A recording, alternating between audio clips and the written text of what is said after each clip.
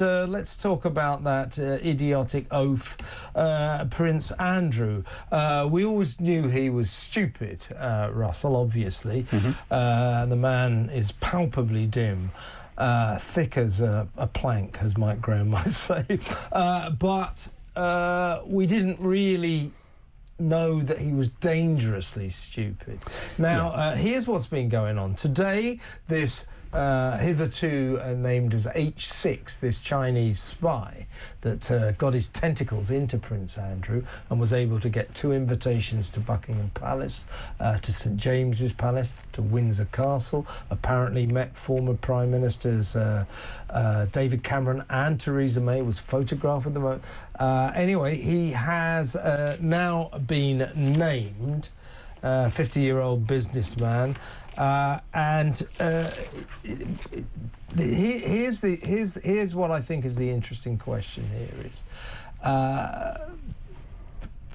Prince Andrew needed 3 million quid to stay in the Royal Lodge, and until about a month ago it looked like that was it, he was out. Suddenly he had the 3 million quid. I wonder where the 3 million quid came from. Was it this guy? Was it this Chinese spy, H6?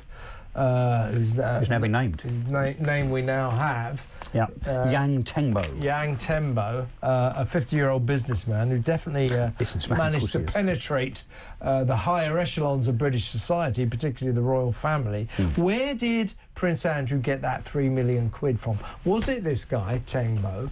And if so, you know, this is serious. Well, it won't have been from his brother, the king, will it? Well, we're supposed to say this guy's an alleged spy, he denies doing anything wrong. Well, to an extent we can say that, but our courts, he's just appealed against being banned from this country for espionage reasons. He's just appealed and lost that appeal. So according to our court system, this guy is a spy. He was clearly a close mate of Prince Andrew.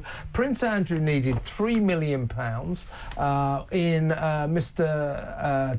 Tengbo's private notes about Prince Andrew. This came up in the court. Tengbo noted about Prince Andrew, I've got to keep my expectations of this guy limited because he's in a desperate state. So I think what Tengbo was warning himself was that this guy, Andrew, will say anything because he needs money. Yeah, and also it's reported that Andrew was warned several times about how close this individual was to him, given that he was bringing him into royal palaces and into important meetings as his new mate, and he apparently, it's alleged, ignored those warnings. So Andrew, to your point, does seem to be rather keen, some might say desperate, to allow this chap access. Now, why do people generally want access? Well, for their own, sometimes nefarious purposes. Could money have changed hands? Well, it's not beyond the realms of possibility, is it? Yeah, could money have changed hands, like, I don't know, some sort of amount, like, let me think about it, £3 million? Maybe. Could be. Yeah. Could be. Maybe. And the problem for Andrew, of course, he's got form. I mean, those words Jeffrey Epstein spring to mind in terms of yet another character, of course, that he not only decided to be friends with, even though the bloke was as dodgy as you like, but continued that friendship despite the very, very clear, serious and compelling allegations that the man was a paedophile and a people trafficker. So Andrew has form, either for being stupid, frankly, and having no judgment, or for being so arrogant that he doesn't care about the implications on his country and his family, the royal family and the government, insofar as the company that he keeps. Yeah, you're right, he's got no judgment, he's got terrible judgment. He's usually financially desperate, so that makes him extremely vulnerable to people like Mr. Tengbo, if you see what I mean, Chinese agents who are looking to get influence at the heart of British society. So he was stupid with Jeffrey Epstein, characteristically. But I wonder if there was money involved there. Epstein was a billionaire. Well, Epstein gave Fergie 15,000 quid to clear her credit cards. So, yes, there was some money involved, and also, of course, we know that Andrew flew on the Lolita Express to that hellhole island where Jeffrey Epstein kept underage women for nefarious purposes. So we know about all that. That's, frankly, just Andrew being typically stupid.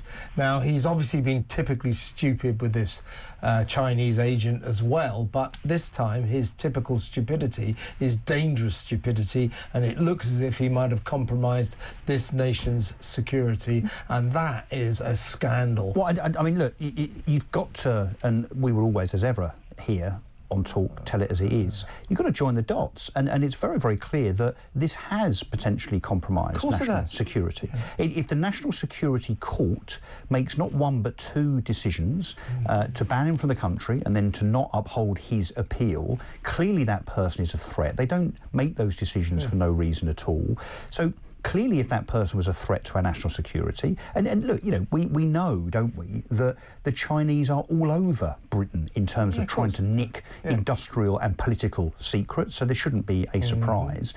So Andrew has, you know, not just jeopardised security and the integrity of this country. I mean, he's brought the royal family into disrepute again. Yeah, and by the way, of course, once again, the king apparently is incandescent with fury about this and has not officially banned Andrew from the royal family's festive gathering at Sandringham, but it has been made clear to Andrew that he should do the decent thing and not embarrass the royals by turning up, and indeed it has been announced this afternoon that neither Andrew or Fergie or their daughters will be at the royal celebrations at Sandringham this Christmas. So he's been and gone and done it again. But we cannot just pass this off by old stupid Ophi Andrew making a fool of himself again. This is our nation's security. Yeah, this is more sinister. Yeah, and this, by the way, this nation, this guy saying, oh, I've done nothing wrong, this Tengbo guy,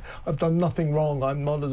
Well, this nation, in its courts, twice, has decided this guy's a spy, that this guy was intermingling with people like Andrew, the royal family, David Cameron, Theresa May, for espionage purposes. That's what this country has decided in its courts. Let me know what you think about what you think Andrew may have done this time. As I say, he's really been and gone and done it now. Let me know. 0344 499 1000. Next up, we'll talk about Keir Starmer for a number of reasons. His surrender squad to junk Brexit, and also the fact that him and his Labour mates, they're facing a shellacking, as they say, in the May local elections. They're going to get thrashed, humiliated. They've come up with a good way of dealing with it. They're going to cancel a lot of the elections. It's simple, you see. That's nothing, that's not against democracy at all, is it?